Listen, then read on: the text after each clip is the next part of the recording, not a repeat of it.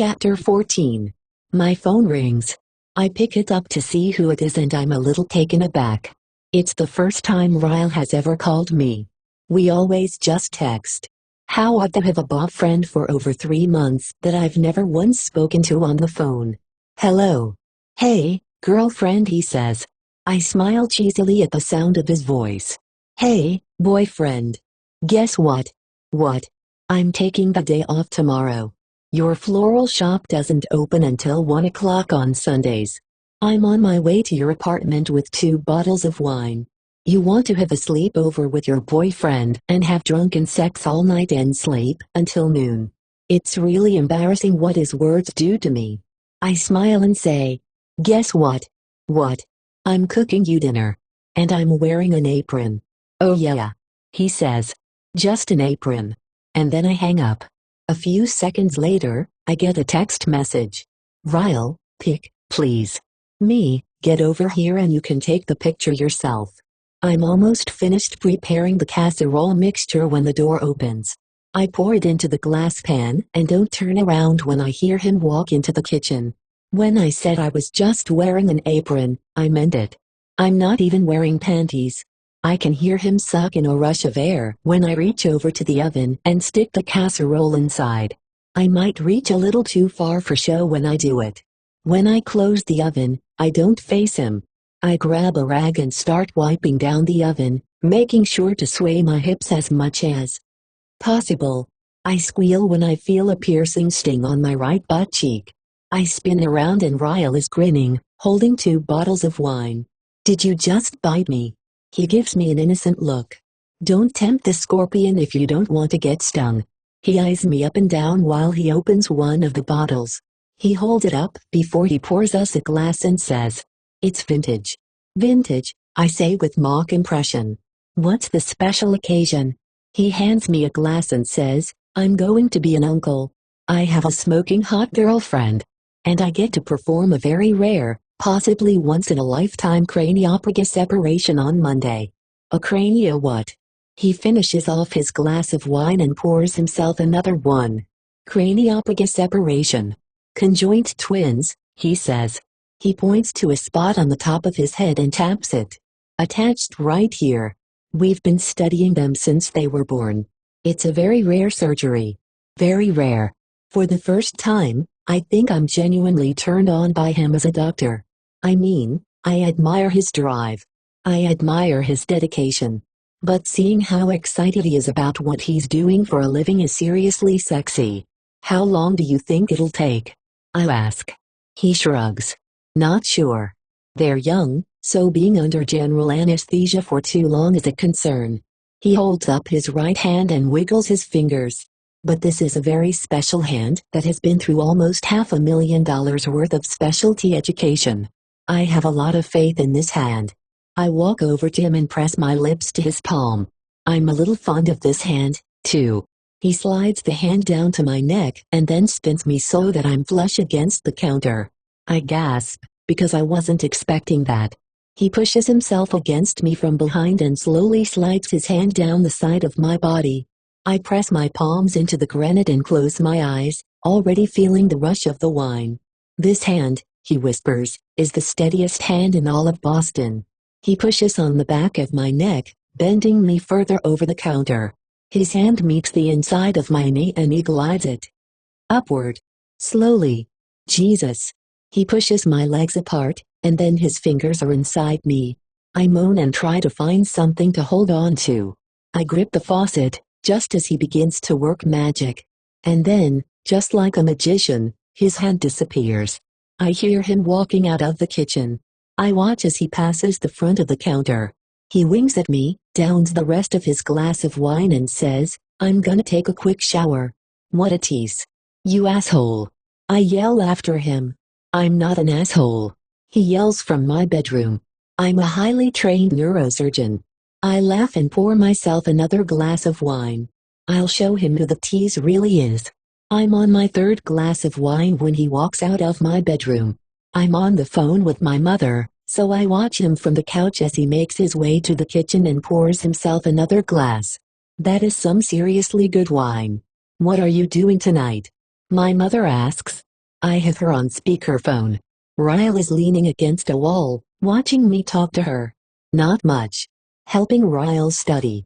That sounds not very interesting, she says. Ryle winks at me. It's actually very interesting, I say to her. I helped him study a lot. Mostly reviewing fine motor control of the hands. In fact, we'll probably be up all night studying. The 3 glasses of wine has made me frisky. I can't believe I'm flirting with him while I'm on the phone with my mother. Gross. I gotta go, I tell her. We're taking Alyssa and Marshall out to dinner tomorrow night, so I'll call you on Monday. Oh, where are you taking them? I roll my eyes. The woman can't take a hint. I don't know. Ryle, where are we taking them? That place we went to that one time with your mom, he says. Bibbs? I made reservations for 6 o'clock. My heart feels like it slinks down my chest. My mother says, oh, good choice. Yeah. If you like stale bread. Bye, Mom. I hang up and look at Ryle. I don't want to go back there. I didn't like it. Let's try something new. I fail to tell him why I really don't want to go back there. But how do you tell your brand new boyfriend that you're trying to avoid your first love? Ryle pushes off the wall. You'll be fine, he says. Alice is excited to eat there, I told her all about it. Maybe I'll get lucky and Atlas won't be working. Speaking of food, Ryle says. I'm starving. The casserole. Oh shit. I say, laughing. Ryle rushes to the kitchen and I stand up and follow him in there. I walk in just as he pulls the oven door open and waves away the smoke. Ruined. I get dizzy all of a sudden from standing up too fast after having 3 glasses of wine. I grab the counter beside him to steady myself, just as he reaches in to pull the burnt casserole out. Ryle. You need a shit. He yells. Pot holder. The casserole falls from his hand and lands on the floor, shattering everywhere. I lift up my feet to avoid broken glass and mushroom chicken splatter. I start laughing as soon as I realize he didn't even think to use a pot holder. Must be the wine. This is some seriously strong wine. He slams the oven shut and moves to the faucet, shoving his hand under the cold water, muttering curse words. I'm trying to suppress my laughter, but the wine and the ridiculousness of the last few seconds are making it hard. I look at the floor, at the mess we're about to have to clean up, and the laughter bursts from me. I'm still laughing as I lean over to get a look at Ryle's hand. I hope he didn't hurt it too bad. I'm instantly not laughing anymore. I'm on the floor, my hand pressed against the corner of my eye. In a matter of 1 second, Ryle's arm came out of nowhere and slammed against me, knocking me backward. There was enough force behind it to knock me off balance. When I lost my footing, I hit my face on one of the cabinet door handles as I came down. Pain shoots through the corner of my eye, right near my temple. And then I feel the weight. Heaviness follows and it presses down on every part of me. So much gravity, pushing down on my emotions.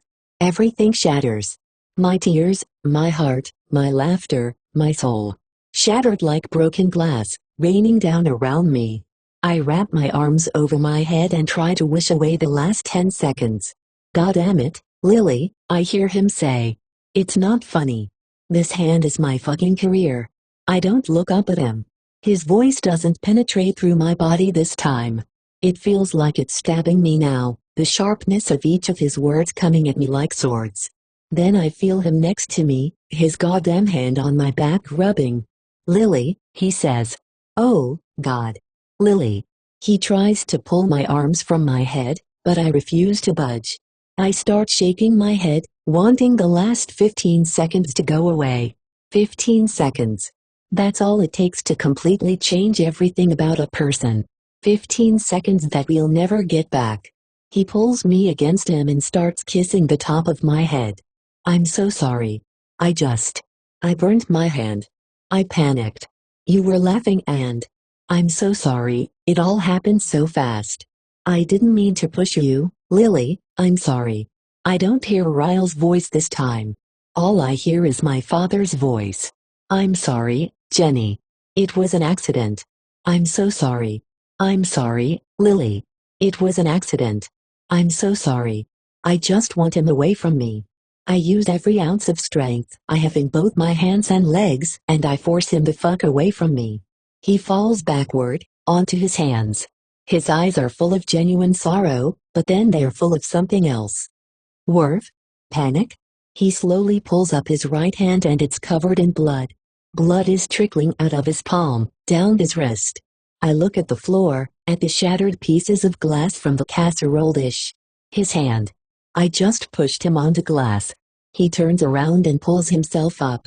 He sticks his hand under the stream of water and starts rinsing away the blood. I stand up, just as he pulls a sliver of glass out of his palm and tosses it on the counter. I'm full of so much anger, but somehow, concern for his hand still finds its way out. I grab a towel and shove it into his fist. There's so much blood. It's his right hand. His surgery Monday. I try to help stop the bleeding, but I'm shaking too bad. Ryle, your hand. He pulls the hand away and, with his good hand, he lifts my chin. Fuck the hand, Lily. I don't care about my hand. Are you okay? He's looking back and forth between my eyes frantically as he assesses the cut on my face. My shoulders begin to shake and huge, hurt-filled tears spill down my cheeks. No. I'm a little in shock, and I know he can hear my heart breaking with just that one word, because I can feel it in every part of me. Oh my God. You pushed me, Ryle. You. The realization of what has just happened hurts worse than the actual action. Ryle wraps his arm around my neck and desperately holds me against him. I'm so sorry, Lily. God, I'm so sorry. He buries his face against my hair, squeezing me with every emotion inside of him. Please don't hate me. Please. His voice slowly starts to become Ryle's voice again, and I feel it in my stomach, in my toes. His entire career depends on his hand, so it has to say something that he's not even worried about it. Right? I'm so confused. There's too much happening. The smoke, the wine, the broken glass, the food splattered everywhere, the blood, the anger, the apologies, it's too much. I'm so sorry, he says again. I pull back and his eyes are red and I've never seen him look so sad. I panicked. I didn't mean to push you away, I just panicked. All I could think about was the surgery Monday in my hand and I'm so sorry. He presses his mouth to mine and breathes me in. He's not like my father. He can't be. He's nothing like that uncaring bastard. We're both upset and kissing and confused and sad. I've never felt anything like this moment so ugly and painful. But somehow the only thing that eases the hurt just caused by this man is this man. My tears are soothed by his sorrow, my emotions soothed with his mouth against mine, his hand gripping me like he never wants to let go. I feel his arms go around my waist and he picks me up, carefully stepping through the mess we've made. I can tell if I'm more disappointed in him or myself. Him for losing his temper in the first place or me for somehow finding comfort in his apology. He carries me and kisses me all the way to my bedroom. He's still kissing me when he lowers me to the bed and whispers, "I'm sorry, Lily." He moves his lips to the spot on my eye that hit the cabinet, and he kisses me there. I'm so sorry. His mouth is on mine again, hot and wet, and I don't even know what's happening to me. I'm hurting so much on the inside, yet my body craves his apology in the form of his mouth and hands on me. I want to lash out at him and react like I always wish my mother would have reacted when my father hurt her, but deep down I want to believe that it really was an accident. Revlet isn't like my father. He's nothing like him. I need to feel his sorrow. His regret. I get both of these things in the way he kisses me. I spread my legs for him and his sorrow comes in another form. Slow, apologetic thrusts inside of me. Every time he enters me, he whispers another apology. And by some miracle, every time he pulls out of me, my anger leaves with him. He's kissing my shoulder. My cheek. My eye.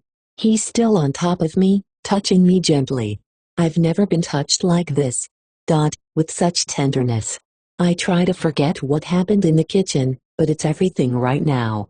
He pushed me away from him. Ryle pushed me. For 15 seconds, I saw a side of him that wasn't him. That wasn't me. I laughed at him when I should have been concerned. He shoved me when he should have never touched me. I pushed him away and caused him to cut his hand. It was awful. The whole thing, the entire 15 seconds it lasted, was absolutely awful. I never want to think about it again. He still has the rag balled up in his hand and it's soaked with blood. I push against his chest. I'll be right back, I tell him. He kisses me one more time and rolls off of me. I walk to the bathroom and close the door. I look in the mirror and gasp. Blood. In my hair, on my cheeks, on my body. It's all his blood. I grab a rag and try to wash some off, and then I look under the sink for the first aid kit. I have no idea how bad his hand is. First he burned it, then he sliced it open. Not even an hour after he was just telling me how important this surgery was to him. No more wine. We're never allowed vintage wine again. I grab the box from under the sink and open the bedroom door. He's walking back into the bedroom from the kitchen with a small bag of ice. He holds it up. For your eye, he says. I hold up the first aid kit. For your hand. We both smile and then sit back down on the bed. He leans against the headboard while I pull his hand to my lap. The whole time I'm dressing his wound, he's holding the bag of ice against my eye. I squeeze some antiseptic cream onto my finger and dab it against the burns on his fingers. They don't look as bad as I thought they might be, so that's a relief. Can you prevent it from blistering? I ask. He shakes his head. Not if it's second degree. I want to ask him if he can still perform the surgery if his fingers have blisters on them come Monday, but I don't bring it up. I'm sure that's on the forefront of his mind right now. Do you want me to put some on your cut? He nods. The bleeding has stopped. I'm sure if he needed stitches, he'd get some, but I think it'll be fine. I pull the ace bandage out of the first aid kit and begin wrapping his hand. Lily, he whispers. I look up at him. His head is resting against the headboard, and it looks like he wants to cry. I feel terrible, he says. If I could take it back. I know, I say, cutting him off. I know, Ryle. It was terrible. You pushed me. You made me question everything I thought I knew about you. But I know you feel bad about it. We can't take it back. I don't want to bring it up again. I secure the bandage around his hand and then look him in the eye. But Ryle? If anything like that ever happens again, I'll know that this time wasn't just an accident.